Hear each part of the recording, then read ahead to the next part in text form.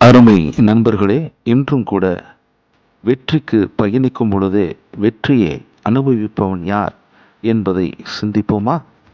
எப்படி ஒரு பிரயாணத்தில் பள்ளங்களும் மேடுகளும் வருவதும் போவதும் சகஜமோ, அதை போலவே நமது வாழ்க்கை பயணத்தில் துன்பங்களும் வேதனையுமான சூழ்நிலைகள், சந்தோஷமும் மகிழ்ச்சியுமான சூழ்நிலைகளும் வருவதும் போவதும் யதார்த்தமே.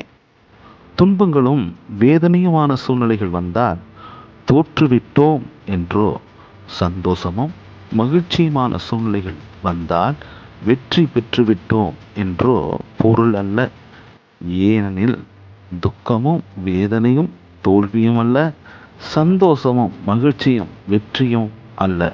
நாம் நமது வாழ்க்கை பயணத்தில் மனரமியமாயிருந்து நமது இலக்கை அடைய தொடர்ந்து பயணிப்பதே வெற்றியாகும்.